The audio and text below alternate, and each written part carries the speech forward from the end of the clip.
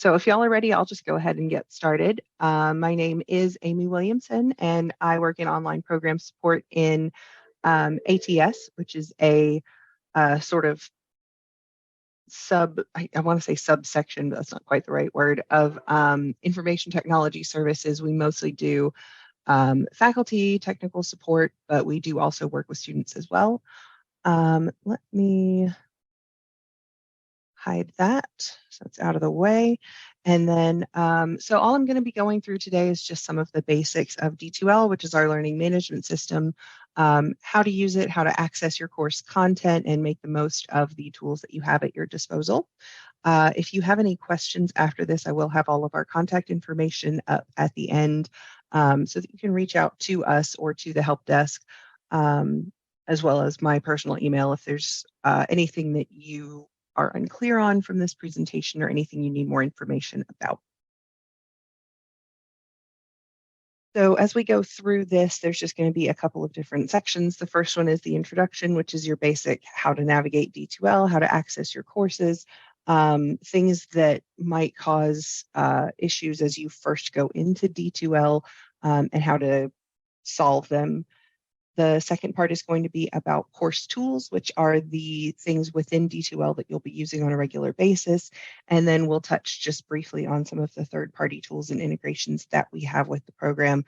The ones that I'm going to go over are the permanent ones that we use all the time. There are some other ones that you may see here and there. Those are subject to change. But if you have integrations that are not something that I go over, most of the time your instructor would be the one to contact with questions about that, or they would be the one to give you the sort of overview of how those work. So to start with, the links to D2L are on the ETSU homepage. This is, I think, a slightly older version of the homepage, but there should still be a link to D2L in about the top right of the page. You can also just go to elearn.etsu.edu. I think that once you visited it, if you type in like EL into your browser, it'll autofill. This is how most people get there. You can bookmark it. But once you get there, you are going to click on that big blue button at the top that says ETSU Student Faculty D2L Login. If you scroll down, there's another login screen, but that's not something that any of you should ever have any need for. That student faculty D2L login will let you log in with your SSO. So it'll take you to the Microsoft authentication page. You'll just go with your ETSU login and password. It will probably have you enter a 2-digit code or confirm it with a text message, and then you're in. So it's the same as pretty much every other ETSU service at this point. Once you get logged in, your homepage will have a couple of different things. The first is the news tool. This will be any kind of news from the university. So if there are any technical difficulties, if there are any outages, if there are any upcoming deadlines or changes that you need to know about, those will be in the news tool on the main page. And then below that, you'll have the My Courses widget. This is where you will see all of your courses that are available within D2L. The navigation bar at the top here is organized alphabetically and then chronologically. So you'll have all of your fall semesters and then all of your spring semesters and then all of your summer semesters. So for me as an admin, being able to see every course that's ever been offered here, there can be a lot of scrolling from side to side that happens. If this is your first semester at ETSU, then you will probably only have summer 2023. That's really easy to navigate. You can use the arrows on the left and right to go between semesters, or on the far left, you will have an option to view all, and that will show you every course that you've ever been enrolled in.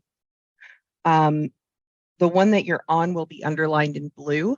So if you're looking for a course for summer 2023, make sure that it says summer 2023 at the top and is underlined in blue, and you'll know that you're looking in the right place. If you are not able to find a course that you think should be there, then you can reach out to us. The main email address for D2L issues is going to be d2lhelp@etsu.edu. And if you're missing a course under there that you think you should be enrolled in, it's showing up in Banner, or you have registered for that course and it's not there, we can check and make sure that you are enrolled or that the course is there as it should be, and just kind of push it through so that it will show up. You can also use the search tool in the top right to find courses that you've taken. So there's that icon that looks kind of like a square waffle. If you click on that, it will bring up a search bar. It will also show recent search results or recent courses visited. And you can pin courses onto that search result. So if you click on that and open it up, if you have a course pinned, it will show up highlighted in blue at the top every time you click on the search bar. So things that you access frequently can be pinned to that, or you can just search for things by name, by course number, or by C.O.N. At the top of each of your courses, you will see a nav bar. This is the standard nav bar that we use. I know there are some departments that have some slight differences. So you may have a nav bar that doesn't include Zoom. You may have one that has a couple of extra things or is in a slightly different order. But this is the default course nav bar that we use in pretty much every course. This will be the way that you move around within the course, and we're going to go over some of the major areas that you need to know as you're navigating. So the course home tab is going to be the main page of your course. This is where you will land when you click on a course. When you come in, you've got the news widget for your course. So if your instructor has sent out a news item, it will show up here. You can clear items off of the home page. So if your news widget is empty and you think there's something that's supposed to be there, if you click on the word news here on the top left, you can see all of the news items that have been entered in. If you click the X, which I believe shows up on the top right, it doesn't delete the news item. It doesn't make it so that you can't ever see it again. It just sends it away from the home page and into that news tool. So you can access news by clicking on the word news on the home page or going to communication, and then there'll be a news option under that menu. If you click on the content tab, this will take you to the main area where your course content will be. You will have a list of modules on the left side. You'll have your table of contents that you can click around. It should, the first time you access the course, land you on the overview page. And anytime beyond that, it will take you to the most recent content page visited. So if you click on module 1 and you're looking at the stuff for that week, and then you leave D2L and come back, the next time you click on content, it will take you directly to that module 1 page that you were on the last time you were in the course. Under communication, you have, as I mentioned, news, so you can go and look at the news tool. You have the class list, so you can see a list of every student who's in your class, and then a list of all the instructors enrolled in your class. Discussions, which is the discussion board tool that you may have assignments in, and groups. If you have group assignments, you can go and look at your group enrollments. There should also be a calendar tool here. This is just something that I don't have access to as an administrator. But in your course, there should be a calendar that would automatically sync and show some due dates. Under evaluation, you'll find assessments, which is quizzes and tests, discussions, which is the same link as the one under communication, Dropbox, which is any assignments that you have that you would need to submit files for, grades, where you can see your progress and what scores you've gotten on assignments. You will not have Quick Eval, as that is an instructor tool, unless you are in there as a grader. So if you are a TA or a grader for a course, you may have the option to do Quick Eval, which will just show you any ungraded work that students have submitted.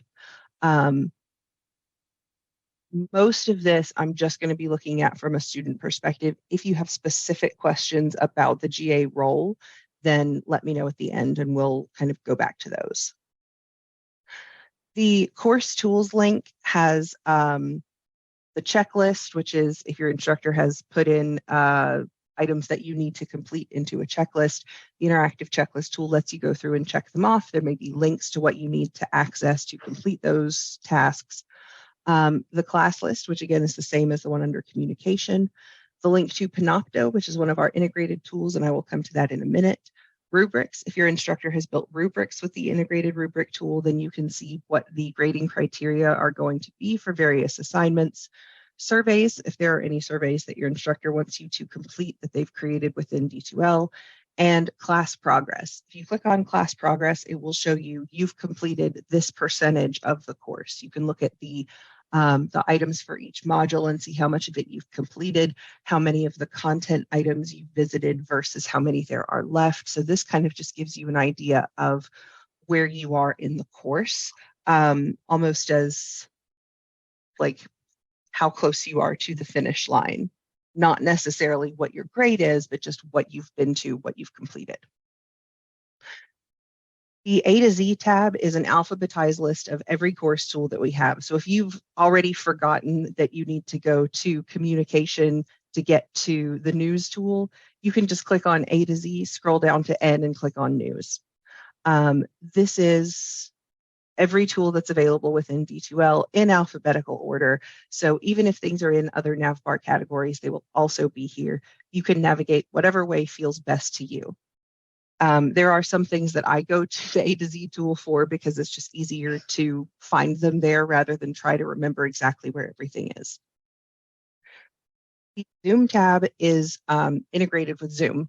So if you have Zoom meetings that are scheduled within your course, you can click on the Zoom tab and see when those meetings are coming up.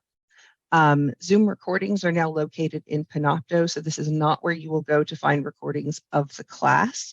But if you have meetings coming up in your class, you can access them from here and be able to click through without having to do the password entry.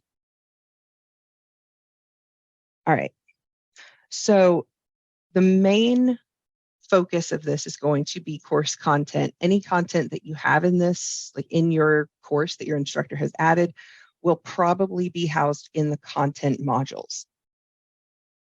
So when you go to content, which is on the top nav bar right here, your modules will show up on the left side, and you can navigate to a module by clicking it. If there are submodules, if there are other folders within these modules, like a collection of readings or a collection of assignments, they will show up below the modules.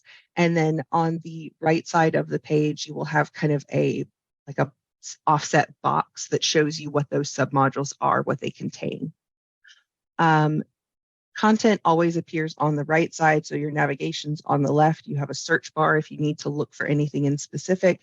And then below the table of contents, you'll have the list of modules. Usually those are going to be in chronological order, so you'll have week 1, week 2, etc. Sometimes they're done by topics. So just wherever you are in the course, you'll find that on the left side, click on it, and all the content will appear on the right. You'll have links to pages within D2L. So you may have a link to an embedded PowerPoint that has lecture notes, and you could be viewing all of this embedded in D2L. You may have links to outside resources, which would open a new tab that takes you to YouTube or to an outside reading or to a library page. Excuse me. And there may also be links to items within D2L like assignments or exams. You may have a link to the checklist. The checklist may have links. So there's a lot of ways that all of these tools communicate with each other within D2L and a lot of different connections that can happen. So you can find those through the links, but then you can also just use top navigation and go to assignments if you need to just see what's coming up. The checklist tool is something that not all instructors use, but it's a really handy tool to use.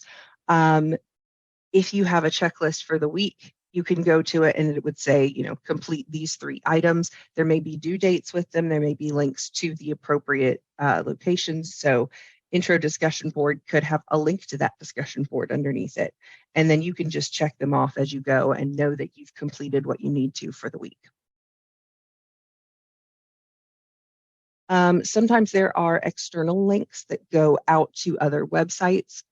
We have had several instances where maybe a link breaks, because if you have a link that you're using and that you keep using, someone might take a YouTube video down. It might get copyright struck. The link for a reading might change.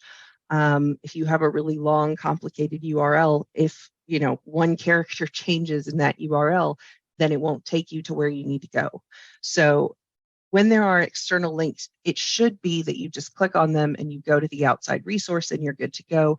If there are problems with external links, those need to be questions about those need to be directed to your instructor, because they're the ones who will have the resources. They're the ones who will be able to go in and look at that and find either a backup or fix the link that's there or whatever else.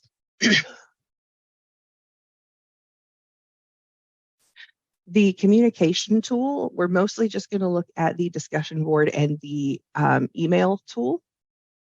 So D2L email, within D2L, you can send emails. You cannot read your emails in D2L, which is a little weird. Your email will be forwarded to your ETSU email, and you will get an alert in D2L that you have an email. You can go into the class list and you can click next to any person's name and select send email. You can do the same with your instructor. All of those emails get forwarded to the ETSU email server. So if you receive an email, it'll come through your D2L, or sorry, through your ETSU email. If you get one that comes from D2L help, do not respond to those emails. So a lot of times instructors will have an automated email that says, hey, I noticed you haven't logged in 5 days, or hey, this due date is coming up. In those cases, those will come from just the no reply D2L help email. And if you respond to that, it will come to us. So anytime you get one of those emails, make sure that you are responding directly to your instructor through their ETSU email so that whatever information you need to convey to them gets to the right person, because a lot of it we can't do anything with. In the discussion board, most of this is just going to be threaded conversations where you'll post a reply, you'll post a new thread to answer a question or to kind of talk about a topic that's come up in the course. There may also be a thread for questions and answers or for introducing yourself or for other non-graded topics. And it's really good to make use of that space so that you get that communication with your instructor and with your fellow students. There are 3 different tools that we're going to look at in the evaluation tab. The first one is assessments. Assessments are just any quizzes that are built in D2L. Sometimes you will have quizzes that are done in external tools. I think that the nursing department uses ExamSoft on some occasions. But the D2L assessment tool has questions that'll be set up kind of like this, where you'll see here's the question, here's the information you need, and then you select your answer and then click submit at the end. There are some exams that may require you to use the Respondus exam monitor to use the lockdown browser, which will take you into a whole separate window. Okay, I'm not going to worry about that right now. And you may have to take them from a certain IP address if they're scheduled in the testing center. Those are just kind of add-ons to the basic assessment tool. And we will talk a little bit about Respondus in a minute, but for the most part, those will be explained if they are a requirement for the test. Discussions, as we mentioned in communication, allow for instructor and student interaction. You may have introductions, you may have weekly discussions, you may have module roundups in here. In some cases, you may have to post a thread before you can reply to other posts. So if you go in and reply isn't an option, if you're trying to respond to another post, you may have to post an original thread before you can go into someone else's and contribute. The assignments Dropbox tool is basically a bunch of folders that will hold student assignments and submissions. Instructors can see whatever files you submit, and they can provide grades and feedback within the tool. Usually you will be able to see the feedback within, or rather alongside, the submission. So here we have what it will look like once you've submitted. You'll have the name of the assignment, your completion status. So once you've submitted, it'll say 1 submission, 1 file.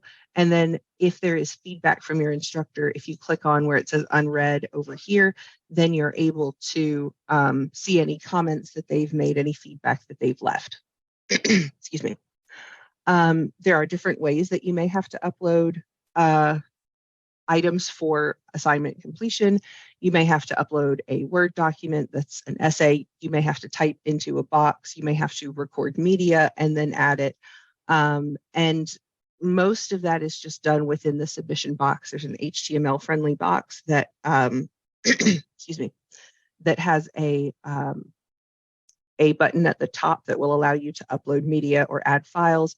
You can also just click upload files. There is a file size limit. It's relatively large, but if you upload, like for example, several photographs or several video files or like really high quality video files, you may run out of space. For the most part, that shouldn't happen, but if that does become an issue, then that's something that we can discuss either with the instructor about the way that the assignment is designed or with you about alternate methods of submitting files, because we do also have SharePoint, and you can use other file sharing services to upload your files and then send links. The next thing is the grades tool. If you go to evaluation grades, this is what you will see. Each of your assignments will show up with the name on the left and the number of points on the right. If your instructor has released the overall grade, you will see that above your list of assignments. And there's also this advertisement for the Pulse app, which is available on the App Store and Google Play Store. That basically is just like D2L's mobile app that they use to let you check your grades, let you see feedback, let you see the calendar for the course.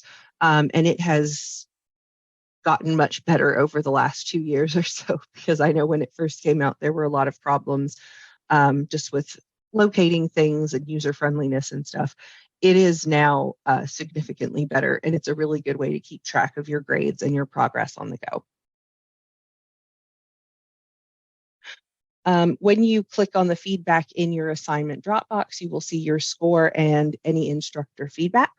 So in that window that I showed you earlier where it said feedback unread, if you were to click on unread, this is what you would see.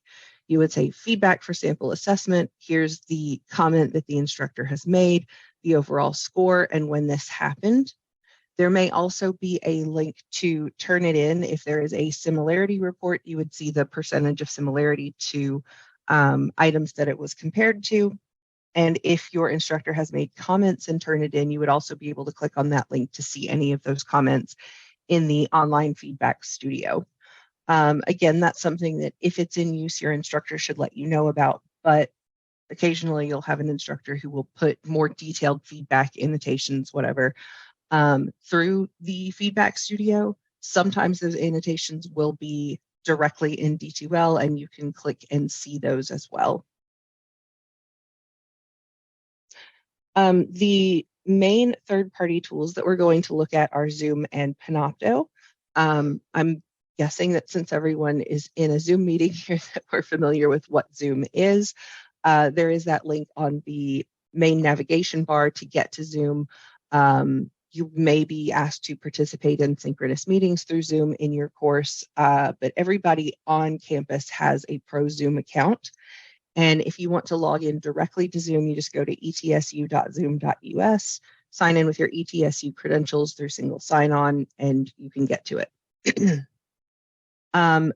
Panopto is where we store our recordings. So any Zoom meetings that are recorded will go into Panopto. If a meeting is scheduled within the course that you're taking, then the recording will be in Course Tools Panopto for that course and should be accessible maybe 30 minutes after the meeting ends. It doesn't take too long to process. Sometimes it can take longer than others, depending on how long the meeting is. But everything will be in that centralized location. You can also, since you as students have pro Panopto accounts, you can go to Course Tools Panopto and you can create videos, edit videos. If you have a Zoom recording that you want to check out, you can also access it through Course Tools Panopto, but you have to go to My Folder and do a little bit of extra navigation. If you go to etsu.hosted.panopto.com and sign in with your ETSU credentials, then everything will be there. You can access it. You can see anything that you've recorded, and you can also do some of that same editing and use any Panopto tools to kind of work on that video.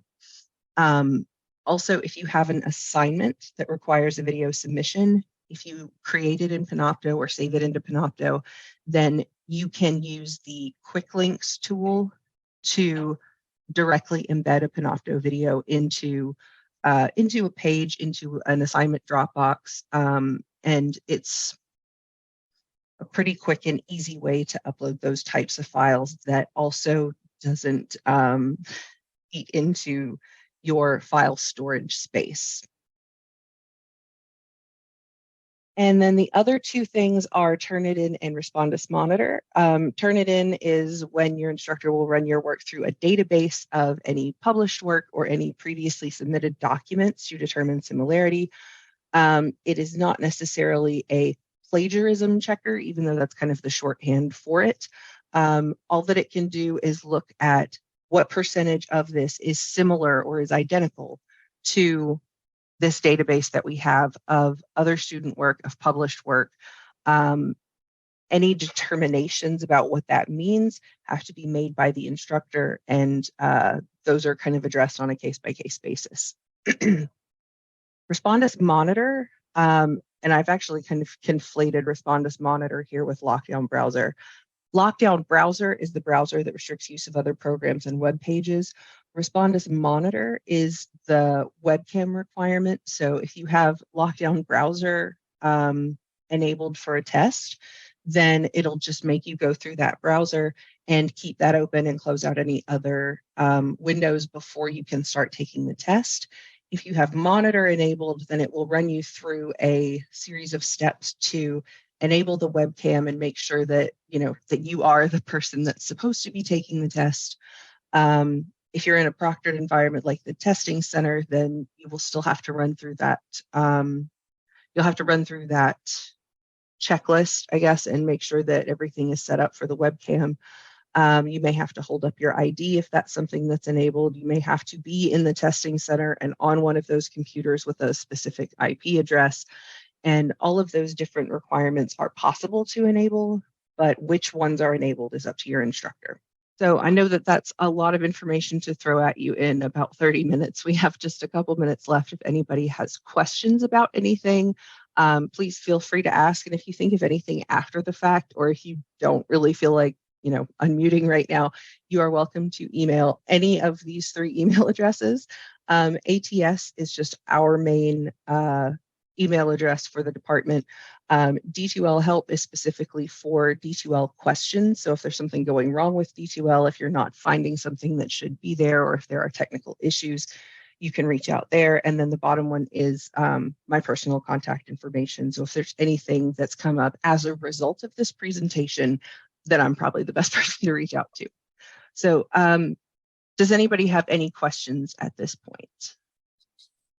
No, ma'am. Thank you. Awesome. Thank you very much. I appreciate that, Dr. Williams. That's very good. Any questions? Anybody have any questions or concerns? No? Then we're going to take a break and we will return at 10:15. How's that? All right. Thank you so much, Amy. You have a great day. No problem. Thank you. Bye.